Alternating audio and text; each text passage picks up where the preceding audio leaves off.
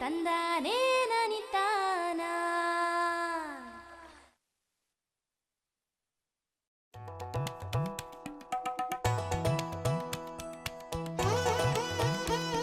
ರಾಗಿ ನಮ್ಮ ರಾಜ್ಯದ ಪ್ರಮುಖ ಆಹಾರ ಧಾನ್ಯ ಬೆಳೆಗಳಲ್ಲಿ ಒಂದಾಗಿದ್ದು ಸುಮಾರು 7.5 ಲಕ್ಷ ಹೆಕ್ಟೇರ್ ಪ್ರದೇಶದಲ್ಲಿ ಬೆಳೆಯಲಾಗುತ್ತಿದೆ.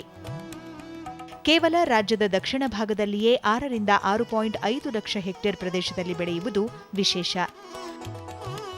ರಾಗಿಯಲ್ಲೂ ಕೂಡ ಹಲವಾರು ಸ್ಥಳೀಯ ತಳಿಗಳು ಲಭ್ಯ.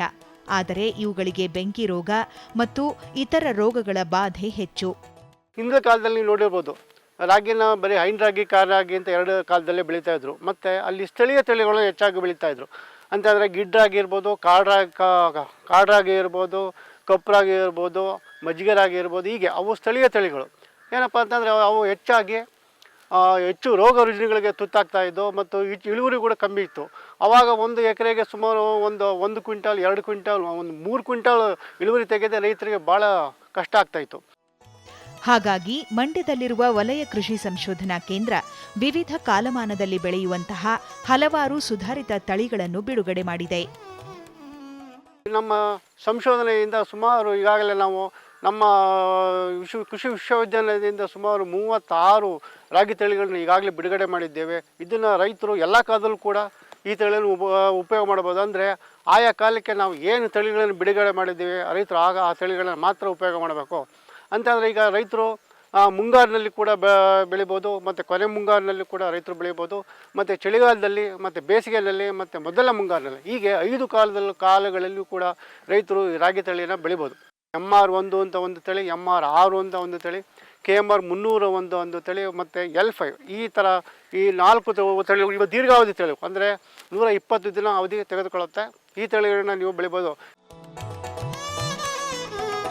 MR1 ಸುಧಾರಿತ ತಳಿಯಾಗಿದ್ದು ಸುಮಾರು 1.5 ಅಡಿ ಎತ್ತರ ಬೆಳೆಯುತ್ತದೆ. ಮುಂಗಾರಿಗೆ ಸೂಕ್ತವಾದ ಈ ತಳಿ ಹೆಚ್ಚು ಧಾನ್ಯ ಮತ್ತು ಹುಲ್ಲಿನ ಇಳುವರಿ ನೀಡುತ್ತದೆ ಹಾಗೂ ಬೆಂಕಿ ರೋಗ ನಿರೋಧಕ ಶಕ್ತಿ ಹೊಂದಿರುವುದು ವಿಶೇಷ. ನೋಡ್ತಾ ಇರೋದು ಇದು ಒಂದು MR1 ಅಂತ ತಳಿ. ಈ ತಳಿ ಸುಮಾರು 1.5 ಮೀಟರಷ್ಟು ಎತ್ತರ ಬೆಳೆಯುತ್ತೆ ಮತ್ತು ಇಲುಕುಗಳು ಕೂಡ ಉದ್ದವಾಗಿರ್ತವೆ ಮತ್ತು ಇಲುಕಿನ ತುದಿ ಒಳಮೇಗೆ ಬಾಗಿರುತ್ತದೆ. ಇದು ಮುಂಗಾರಿಗೆ ಉತ್ತಮವಾದ ತಳಿ. ಇದು ರೈತರಿಗೆ ಧಾನ್ಯದ ಇಳುವರಿ ಜೊತೆಗೆ ಹುಲ್ಲಿನ ಇಳುವರಿನೂ ಕೂಡ ಕೊಡ್ತದೆ. ಇದು ನೀರಾವರಿ ಪ್ರದೇಶದಲ್ಲಿ ರೈತರು ಬೆಳೆದಾಗ ಸುಮಾರು 30ರಿಂದ 45 ಕ್ವಿಂಟಾಲ್ ಧಾನ್ಯದ ಇಳುವರಿ ಪ್ರತಿ ಹೆಕ್ಟೇರ್ಗೆ ಮತ್ತು 7ರಿಂದ 8 ಟನ್ ಹುಲ್ಲಿನ ಇಳುವರಿ ಕೂಡ ಕೊಡ್ತೈತೆ. ಮತ್ತು ಇದು ಇನ್ನೊಂದು ವಿಶಿಷ್ಟ ಗುಣ ಅಂತಂದರೆ ಇದಕ್ಕೆ ರೋಗ ಬರೋದಿಲ್ಲ. ಬೆಂಕಿ ರೋಗ ಅಂತ ಏನು ಹೇಳ್ತೀವಿ ನಾವು, ಇಲುಕು ರೋಗ ಅಂತ ಹೇಳ್ತೀವಿ, ಕುತ್ತಿಗೆ ರೋಗ ಅಂತ ಹೇಳ್ತೀವಿ. ಯಾವುದೇ ಇದು ರೋಗ ಬರೋದು ಆದ್ದರಿಂದ ಇದು ಒಂದು ಬೆಂಕಿ ರೋಗ ನಿರೋಧಕವಾದ ತಳಿ ಇದೆ. ಇದು ಒಂದು ಉತ್ತಮವಾದ ತಳಿ. ಮತ್ತು ಮಳೆಯಾಶ್ರಯದಲ್ಲಿ ಇದನ್ನು ರೈತರು ಉಪಯೋಗ ಮಾಡಿದಾಗ ಮುಂಗಾರಿನಲ್ಲಿ ಸುಮಾರು 30ರಿಂದ 35 ಕ್ವಿಂಟಾಲ್ ಧಾನ್ಯದ ಇಳುವರಿ ಮತ್ತು 5ರಿಂದ 6 ಟನ್ನು ಹುಲ್ಲಿನ ಇಳುವರಿ ಕೂಡ ರೈತರು ನಿರೀಕ್ಷಿಸಬಹುದು. MR6 ಕೂಡ ಸುಧಾರಿತ ತಳಿಯಾಗಿದ್ದು ಮುಂಗಾರಿಗೆ ಮತ್ತು ಮುಂಗಾರಿನ ಕೊನೆ ಭಾಗಕ್ಕೆ ಸೂಕ್ತ ತಳಿಯಾಗಿದೆ. 118ರಿಂದ 120 ದಿನಕ್ಕೆ ಕಟಾವಿಗೆ ಬರುವ ಈ ತಳಿ ಮಳೆಯಾಶ್ರಿತದಲ್ಲಿ ಬೆಳೆದಾಗ ಹೆಕ್ಟೇರ್ಗೆ 35ರಿಂದ 40 ಕ್ವಿಂಟಾಲ್ ಧಾನ್ಯ, 5ರಿಂದ 6 ಟನ್ ಹುಲ್ಲಿನ ಇಳುವರಿ ನೀಡಬಲ್ಲದು. ಬೆಂಕಿ ರೋಗ ನಿರೋಧಕ ಶಕ್ತಿ ಹೊಂದಿರುವುದು ವಿಶೇಷ. MR6 ಅಂತ ಇದೊಂದು ತಳಿ. ಇದು ಕೂಡ ಉತ್ತಮವಾದಂಥ ತಳಿ. ಇದು ಕೂಡ ಮುಂಗಾರಿಗೆ ಮತ್ತು ಕೊನೆ ಮುಂಗಾರಿಗೆ ಎಲ್ಲೆಲ್ಲಿ ನೀರಿನ ಆಶ್ರಯ ಇದೆ ಕೊನೆ ಮುಂಗಾರು ಕೂಡ ಈ ತಳಿಯನ್ನು ಬೆಳೆಬೋದು. ಇದು ಕೂಡ 118ರಿಂದ 120 ದಿನ ಅವಧಿ ತೆಗೆದುಕೊಳ್ಳುತ್ತೆ. ಇದು ನೀರಾವರಿಯಲ್ಲಿ ಬೆಳೆದಾಗ ಸುಮಾರು 45ರಿಂದ 50 ಕ್ವಿಂಟಾಲ್ ಧಾನ್ಯದ ಇಳುವರಿ ಮತ್ತು 7ರಿಂದ 8 ಟನ್ ಹುಲ್ಲಿನ ಇಳುವರಿ ಪ್ರತಿ ಹೆಕ್ಟೇರ್ಗೆ ಕೊಡ್ತಕ್ಕಂಥ ಸಾಮರ್ಥ್ಯ ಇದೆ. ಮಳೆಯಾಶ್ರಿತ ಪ್ರದೇಶದಲ್ಲಿ 35ರಿಂದ 40 ಕ್ವಿಂಟಾಲ್ ಧಾನ್ಯದ ಇಳುವರಿ ಮತ್ತು 5ರಿಂದ 6 ಟನ್ ಹುಲ್ಲಿನ ಇಳುವರಿ ಕೂಡ ಕೊಡೋ ಸಾಮರ್ಥ್ಯ ಇದೆ. ಮತ್ತು ಇದು ಹೆಚ್ಚು ಧಾನ್ಯ ಮತ್ತು ಹುಲ್ಲು ಕೊಡ್ತಕ್ಕಂಥ ಒಂದು ರೈತರಿಗೆ ಭಾಳ ಅನುಕೂಲ ಆಗುತ್ತೆ. ಮತ್ತು ಇದು ಕೂಡ ಬೆಂಕಿ ರೋಗ ನಿರೋಧಕ ತಳಿ. ಇದಕ್ಕೆ ಯಾವುದೇ ಒಂದು ಬೆಂಕಿ ರೋಗ ಅನ್ನೋದು ಬರೋದಿಲ್ಲ. ಅದರಿಂದ ರೈತರಿಗೆ ಇದು ಒಂದು ಉತ್ತಮವಾದಂಥ ತಳಿ. ಇದನ್ನು ಕೂಡ ಮುಂಗಾರಿನಲ್ಲಿ ಬೆಳಿಬೋದು. KMR 300 ಸಹ ಸುಧಾರಿತ ತಳಿಯಾಗಿದ್ದು ಮುಂಗಾರಿಗೆ ಮತ್ತು ಚಳಿಗಾಲಕ್ಕೆ ಸೂಕ್ತವಾಗಿದೆ. ಬೆಂಕಿ ರೋಗ ನಿರೋಧಕ ಶಕ್ತಿ ಹೊಂದಿದ ಈ ತಳಿ ಮಳೆಯಾಶ್ರಿತ ಪ್ರದೇಶದಲ್ಲಿ ಸುಮಾರು 35ರಿಂದ 40 ಕ್ವಿಂಟಾಲ್ ಧಾನ್ಯ ಮತ್ತು 5ರಿಂದ 6 ಟನ್ ಹುಲ್ಲಿನ ಇಳುವರಿ ನೀಡಬಲ್ಲದು. KMR 300 ಅಂತ ಒಂದು ತಳಿ ನೀವು ನೋಡಿರ್ಬೋದು.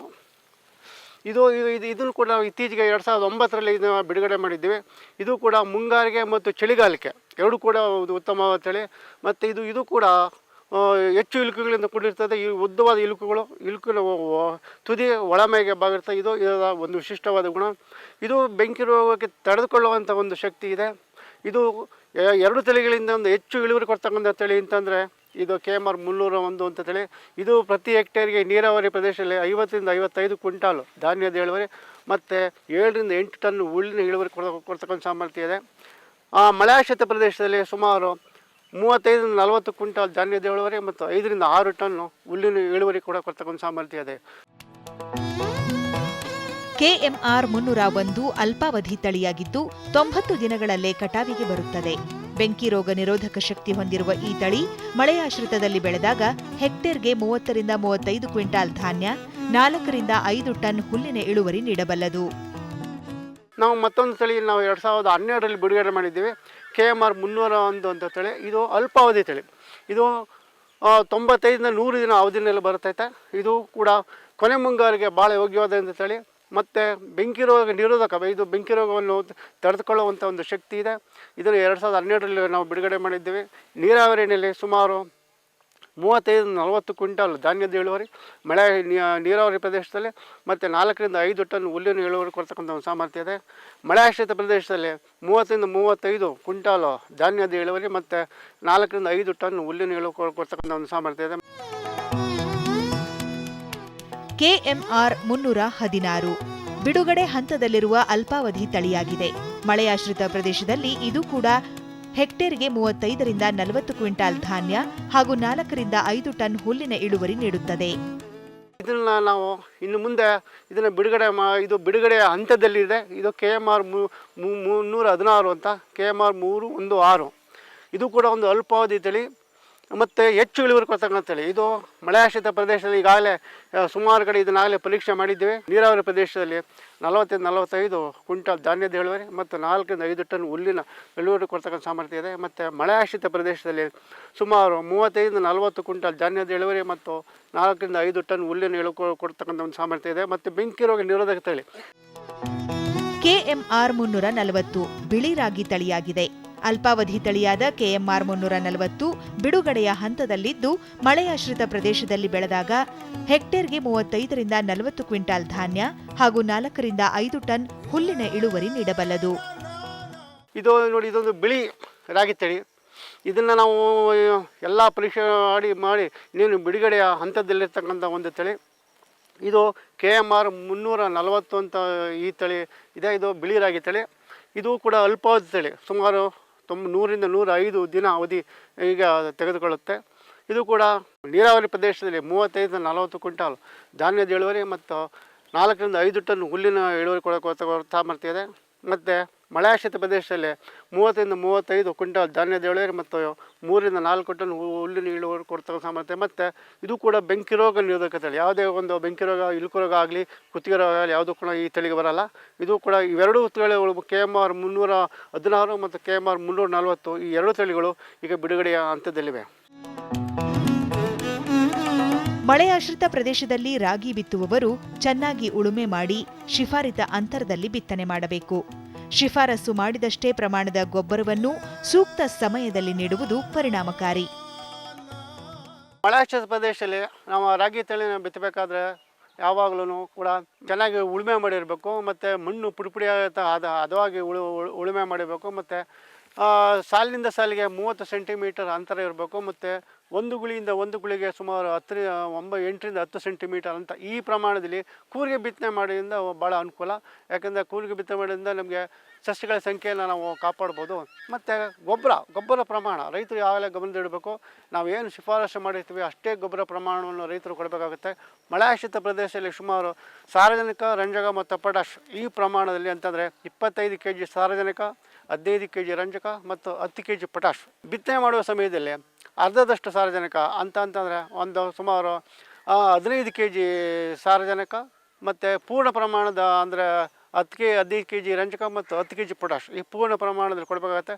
ಉಳಿಕೆಯ ಸಾರಜನಕ ಏನಿದೆ ಅದನ್ನು ಬಿತ್ತನೆ ಮಾಡಿ ಸುಮಾರು ಒಂದು 40-45 ದಿನ ಆದ ಮೇಲೆ ಮೇಲುಗೊಬ್ಬರ ಯೂರಿಯಾ ರೂಪದಲ್ಲಿ ರೈತರು ಕೊಡಬೇಕು. ಬಿತ್ತನೆಗೆ ಮೊದಲು ಬೀಜವನ್ನು ನೀರಿನಲ್ಲಿ ನೆನೆಸಿ ಒಣಗಿಸಿ ಹದ ಮಾಡಿಕೊಂಡು ನಂತರ ಬಿತ್ತುವುದರಿಂದ ಮೊಳಕೆ ಪ್ರಮಾಣ ಹೆಚ್ಚಾಗುತ್ತದೆ. 1 kg ಬಿತ್ತನೆ ಬೀಜಕ್ಕೆ 600 ml ನೀರು, ಈ ಪ್ರಮಾಣದಲ್ಲಿ 1 ಎಕರೆಗೆ 5 kg ಬಿತ್ತನೆ ಬೀಜ ಬೇಕು ಅಂತಂದರೆ 3 ಲೀಟ್ರ್ ನೀರಿನಲ್ಲಿ 5 kg ಬಿತ್ತನೆ ಬೀಜನ ನೆನೆ ಹಾಕಬೇಕು. ನೆನೆ ಹಾಕ್ಬಿಟ್ಟು ಅದನ್ನು 18 ಗಂಟೆಗಳ ಕಾಲ ಚೆನ್ನಾಗಿ ನೆನೆಸಿದಾದ್ಮೇಲೆ ಅದನ್ನು ನೀರನ್ನು ಬಸಿದು ಪುನಃ ಸುಮಾರು 18-20 ಗಂಟೆಗಳ ಕಾಲ ನೀರಿನಲ್ಲಿ ಒಣಗಿಸಿ ಅದನ್ನು ನಂತರ ಅದನ್ನು ಭೂಮಿಯಲ್ಲಿ ಬಿತ್ತಾಗ ಹೆಚ್ಚು ಮೊಳಕೆ ಸುಮಾರು 95-99% ಮೊಳಕೆ ಪ್ರಮಾಣ ಸಾಧ್ಯವಾಗುತ್ತೆ. ಸಸ್ಯಗಳು ಸದೃಢವಾಗಿ ಬೆಳೆಯುತ್ತವೆ, ಒಂದೇ ಸಮಾನವಾಗಿ ಬೆಳೆಯುತ್ತವೆ. ರೈತ ಬಾಂಧವರು ತಮಗೆ ಅನುಕೂಲವಾದಂತಹ ತಳಿಯನ್ನು ಆಯ್ದುಕೊಂಡು ತಜ್ಞರ ಸಲಹೆ ಮೇರೆಗೆ ರಾಗಿ ಬೆಳೆದಲ್ಲಿ ಉತ್ತಮ ಧಾನ್ಯದ ಇಳುವರಿ ಮತ್ತು ಮೇವಿನ ಇಳುವರಿ ಪಡೆಯಬಹುದು.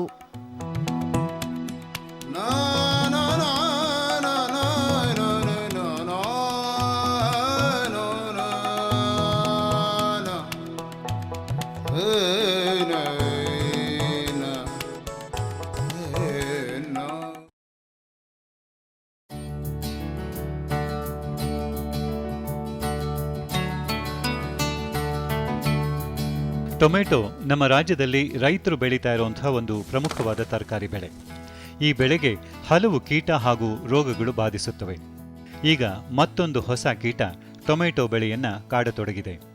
ಅದರ ಹೆಸರು ಟ್ಯೂಟಾ ಆಬ್ಸಲ್ಯೂಟಾ. ಇದನ್ನ ಎಲೆ ಸುರಂಗ ಕೊರೆಯುವ ಕೀಟ ಅಂತಲೂ ಕರೆಯಲಾಗ್ತಾ ಇದೆ. ಈ ಕೀಟದ ಹಾವಳಿಯಿಂದ ಸುಮಾರು 100% ಬೆಳೆ ಹಾನಿ ಸಂಭವಿಸುತ್ತದೆ ಎನ್ನುತ್ತಾರೆ ವಿಜ್ಞಾನಿಗಳು. ಹೆಬ್ಬಾಳದಲ್ಲಿರುವ ರಾಷ್ಟ್ರೀಯ ಕೃಷಿ ಕೀಟಗಳ ಸಂಪನ್ಮೂಲ ಬ್ಯೂರೋದ ವಿಜ್ಞಾನಿಗಳು ಇದರ ನಿಯಂತ್ರಣಕ್ಕೆ ಸಮರೋಪಾದಿಯಲ್ಲಿ ಸಂಶೋಧನೆಯನ್ನು ಕೈಗೊಂಡಿದ್ದಾರೆ. ಈ ಟೊಮ್ಯಾಟೊದಲ್ಲಿ ನಾವು ಕಳೆದ 6 ತಿಂಗಳಿಂದ ಒಂದು ಹೊಸ ಕೀಟವನ್ನು ಕಂಡು ಬರ್ತಾ ಇದ್ದೀವಿ. ಅದು ಟ್ಯೂಟಾ ಅಬ್ಸಲ್ಯೂಟಾ ಎಂಬಿಟ್ಟು ಹೆಸರು. ಇದು ಸೌತ್ ಅಮೇರಿಕಾಯಿಂದ ಬಂದಿರುವ ಒಂದು ಕೀಟ. ಸೌತ್ ಅಮೇರಿಕಾಯಿಂದ ಇದು ಸ್ಪ್ರೆಡ್ ಆಗಿ ಯುರೋಪ್ ಎಲ್ಲ ಎಸ್ಟಾಬ್ಲಿಷ್ ಆದಮೇಲೆ ನಮ್ಮ ಮೆಡಿಟ್ರೇನಿಯನ್ ರೀಜನ್, ನಾರ್ತ್ ಆಫ್ರಿಕಾ ಅಲ್ಲೆಲ್ಲ 2013ವರೆಗೂ ಸ್ಪ್ರೆಡ್ ಆಗಿರುವ ನ್ಯೂಸು ಸಿಕ್ಕಿದೆ ನಮಗೆ. ಅದು ನಾವು ಎಚ್ಚರಿಕೆಯಾಗಿ ಇದ್ದಿದ್ದಕ್ಕೆ ನಾವು ಇದು ಬಂದ ಕೂಡಲೇ ನಮಗೆ ಇಂಡಿಯಾದಲ್ಲಿ ಗೊತ್ತಾಯಿತು. ಗುಜರಾತಲ್ಲಿ ಮೊದಲು ನೋಡಿದ್ದು, ಗುಜರಾತಿಂದ ಮಹಾರಾಷ್ಟ್ರ ನಂತರ ತೆಲಂಗಾಣ ಆದಮೇಲೆ ಆಂಧ್ರದಲ್ಲೂ ಕಡಪ, ಚಿಟ್ಟೂರು ಮತ್ತು ಕರ್ನಾಟಕದಲ್ಲಿ ಕೋಲಾರು, ಸ್ವಲ್ಪ ಹೊಸೂರು ಕಡೆನೂ ತಮಿಳುನಾಡಲ್ಲಿ ನಾವು ನೋಡಿದ್ವಿ. ಇದು ಕಳೆದ 6 ತಿಂಗಳಿಂದ ನಮ್ಮ ಸರ್ವೆ ಪ್ರಕಾರ 3%ಇಂದ 100%ವರೆಗೂ ಕಂಡು ಬಂದಿದ್ದೀವಿ. ಮಾಲೂರು ಕಡೆ ಒಬ್ಬರು ರೈತರು ಶ್ರೀನಿವಾಸ್ ಅಂದ್ಬಿಟ್ಟು ಅವ್ರ ತೋಟದಲ್ಲಿ ನಾವು 100% ಡ್ಯಾಮೇಜ್ ನೋಡ್ತೀವಿ. ಅವರು ಪೂರ್ತಿ ಅವ್ರಿಗೆ ಇದು ಕ್ರಾಪ್ ನಷ್ಟ ಆಯಿತು. ಇದು ಇನ್ನೊಂದೇನೆಂದರೆ ಯಾವ ಔಷಧಿ ಹೊಡೆದ್ರೂ ಅಷ್ಟು ಸುಲಭವಾಗಿ ಕಂಟ್ರೋಲ್ ಆಗಲ್ಲ. ಇದು ಮೊದಲು ಈ ಚಿಟ್ಟೆ ಬಂದು ಮೊಟ್ಟೆ ಇಡೋದು ಎಲೆ ಮೇಲೆ. ಇದು ಈ ರಂಗೋಲಿ ಹುಳ ಥರನೇ ಇದು ಎಲೆ ಮೇಲೆ ತಿನ್ನುತ್ತದೆ. ಈ ರಂಗೋಲಿ ಹುಳ ಅಂದರೆ ಅದು ಒಂಥರ ಹಾವು ಥರ ಅದು ಡಿಸೈನ್ ಕಂಡು ಬರ್ತದೆ. ಬಟ್ ಇದರಲ್ಲಿ ಒಂಥರ ಸುಟ್ಟು ಹಾಕಿದಂಗೆ ಬರ್ತದೆ, ಇರ್ರೆಗ್ಯುಲರ್ ಆಗಿ ಪ್ಯಾಚ್ ಥರ ಬರುತ್ತದೆ ಅದು. ಆಮೇಲೆ ಇದು ಈ ಹುಳ ಈ ಎಲೆಯಿಂದ ಈಚೆ ಬಂದು ಇದು ಹಣ್ಣನ್ನು ಕೊರೆಗೆ ಶುರು ಮಾಡುತ್ತೆ. ಅದರಲ್ಲಿ ಅದಕ್ಕೆ ಪಿನ್ ಹೋಲ್ ಡ್ಯಾಮೇಜ್ ಅಂತೀವಿ, ಸಣ್ಣ ತೂತಿರ್ತದೆ. ಅದು ಫ್ರೂಟ್ ಒಳಗಡೆ ಹೋಗಿದ ಮೇಲೆ ಅಲ್ಲಿ ತಿಂದ್ಬಿಟ್ಟು ಮತ್ತೆ ಈಚೆ ಬಂದು ಇನ್ನೊಂದು ಫ್ರೂಟ್ ಮೇಲೂ ಹೋಗ್ಬೋದು. ಇನ್ನೊಂದು ಏನಂದರೆ ಇದು ಡ್ಯಾಮೇಜ್ ಆದರೆ ಅದು ಫ್ರೂಟು ತಕ್ಷಣ ಅದು ಕೆಂಪು ಕಲರ್ ಆಗಿ ಅದು ಕೊಳೆದೋಗುತ್ತೆ. ಸೊ ಇದು ಎಲ್ಲ ಸ್ಟೇಜಲ್ಲೂ ಅಟ್ಯಾಕ್ ಮಾಡುವಂಥ ಒಂದು ಕೀಟೆ. ಇದಕ್ಕೆ ನಮ್ಮ ಸಂಸ್ಥೆಯಲ್ಲಿ ಸಂಶೋಧನೆ ಮಾಡ್ತಾಯಿದ್ದೀವಿ. ನಮಗೆ ಜೈವಿಕ ನಿಯಂತ್ರಣನೇ ಮುಖ್ಯ. ಯಾಕೆಂದರೆ ಹಣ್ಣು ಬಂದ ಮೇಲೆ ನಾವು ಯಾವ ಔಷಧಿಯನ್ನು ರೆಕಮೆಂಡ್ ಮಾಡೋಂಗಿಲ್ಲ. ಸ್ವಲ್ಪ ಅಜಿಡ್ರಾಕ್ಟಿನಿಂದ ಸ್ವಲ್ಪ ನಿಯಂತ್ರಣ ಕಂಡು ಬರ್ತಾಯಿದೆ. ಅಜಿಡ್ರಾಕ್ಟಿನ್ ಅಂದರೆ ಬೇವಿನ ಕಷಾಯ. ಅದು 3 ml 1 ಲೀಟ್ರಲ್ಲಿ ಸ್ಪ್ರೇ ಮಾಡಬೇಕು. ಅದು ಮಾರ್ಕೆಟಲ್ಲಿ ದೊರೆಯುತ್ತದೆ. 1500 ppm 1500 ppmದು 3 ml 1 ಲೀಟರ್ ಲೆಕ್ಕದಲ್ಲಿ ನೀವೊಂದು ಸ್ಪ್ರೇ ಕೊಟ್ಟರೆ ಇದನ್ನು ಸ್ವಲ್ಪ ನಿಯಂತ್ರಣ ಮಾಡ್ಬೋದು ಹಣ್ಣು ಬಂದು ಬಿಟ್ಟಿದ ಮೇಲೆ. ಅದೇ ಥರ ಬಿ ಟಿಯನ್ನು ಮಾರ್ಕೆಟಲ್ಲಿ ಸಿಗುತ್ತೆ, ಬಿ ಟಿ ಫಾರ್ಮುಲೇಷನ್, ಅದು 2 ಗ್ರಾಮ್ 1 ಲೀಟರ್ಗೆ ಸ್ಪ್ರೇ ಕೊಡ್ಬೋದು. ಆಮೇಲೆ ಫೆರ್ಮೋನ್ ಟ್ರ್ಯಾಪ್ಸನ್ನು ನಾವು ಸ್ವಲ್ಪ ಸ್ಟ್ಯಾಂಡರ್ಡೈಸ್ ಮಾಡ್ತಾಯಿದ್ದೀವಿ. ಅದೇನೊಂದು 3 ತಿಂಗಳಲ್ಲಿ ನಮ್ಮ ಸಂಸ್ಥೆಯಿಂದ ನಾವು ರಿಲೀಸ್ ಮಾಡ್ತೀವಿ. ಅದು ಫೆರ್ಮೋನ್ ಟ್ರ್ಯಾಪ್ಸು ರೈತರಿಗೆ ಎಲ್ಲರಿಗೂ ನಾವು ಕೊಡ್ತೀವಿ. ರೈತರ ಅದರಲ್ಲಿ ಇದು ಕಂಡು ಬಂದರೆ ತಕ್ಷಣ ಫೀಲ್ಡ್ ಹೋಗಿ ನೋಡಬೇಕು. ಫೀಲ್ಡಲ್ಲಿ ಅಕಸ್ಮಾತ್ತು ಮೊದಲು ಎಲೆ ಮೇಲೆ ಬರುವಾಗ ಒಂದು 5% ಹೆಚ್ಚು ಕಂಡು ಬರೋದಿಲ್ಲ. ಆವಾಗಲೇ ನೀವು ಈ ಗಿಡಗಳನ್ನು ಕಿತ್ತು ಒಂದು ಗುಂಡಿ ಮಾಡಿ ಅದನ್ನು ಮುಚ್ಚಿಬಿಟ್ರೆ ನಿಮಗೆ ಇದು ಫೀಲ್ಡಲ್ಲಿ ನಿಯಂತ್ರಣ ಮಾಡ್ಬೋದು. ಇದು ನೀವು ಕಾಯಿ ಕೀಳಿದ ಮೇಲೆ ಎಲ್ಲ ಕೊನೆ ಹಾರ್ವೆಸ್ಟ್ ನಂತರ ನೆಲದಲ್ಲಿ ಇರುವ ಕೊಳೆದೋಗಿರುವ ಹಣ್ಣು, ಡ್ಯಾಮೇಜ್ ಆಗಿರೋದು ಎಲೆ, ಆ ಗಿಡ ಪೂರ್ತಿ ಗಿಡವನ್ನು ಒಂದು ಗುಂಡಿಯಲ್ಲಿ ಹಾಕಿ ಅದನ್ನು ಚೆನ್ನಾಗಿ ಮುಚ್ಚಬೇಕು, ಯಾವುದೂ ಈಚೆ ಇರಬಾರ್ದು. ಇನ್ನೊಂದು ಏನಂದರೆ ಇದು ಸ್ವಲ್ಪ ಬದನೆ ಗಿಡ ಆಮೇಲೆ ಆಲೂಗಡ್ಡೆ ಗಿಡ ಮೇಲೂ ಕಂಡು ಬಂದಿದ್ದೀವಿ. ಅದಕ್ಕೆ ಆ ಗಿಡಗಳ ಮೇಲೂ ರೈತರ ಗಮನ ಇರಬೇಕು. ಆದರೆ ಅಲ್ಲಿ ಹೆಚ್ಚು ಇದುವರೆಗೂ ನಾವು ನೋಡಿಲ್ಲ. ಸೊ ಒಂದು ವೇಳೆ ನೀವು ಏನಾದರೂ ಇದು ಕಂಡು ಬಂದರೆ ಸ್ವಲ್ಪ ನಮ್ಮ ಸಂಸ್ಥೆಯನ್ನು ತಕ್ಷಣ ಕಾಂಟ್ಯಾಕ್ಟ್ ಮಾಡಿ ತಿಳಿಸಿದರೆ ನಾವು ಸ್ವಲ್ಪ ಜೈವಿಕ ನಿಯಂತ್ರಣಕ್ಕೆ ಏರ್ಪಾಡು ಮಾಡಬಹುದು. ಆಮೇಲೆ ಇನ್ನೊಂದೇನೆಂದರೆ ಇದು ಒಂಥರ ಕಮ್ಯುನಿಟಿ ಅಪ್ರೋಚ್ ಅಂತೀವಿ. ಇದು ಒಂದು ಡಿಸ್ಟ್ರಿಕ್ಟಲ್ಲಿ ಎಲ್ಲ ಬೆಳೆಗಾರರು ಸೇರಿ ಇದನ್ನು ಮಾಡಬೇಕು, ಅಂದ್ರೇ ಇದರದ್ದು ನಿಯಂತ್ರಣ ಚೆನ್ನಾಗಿರೋದು.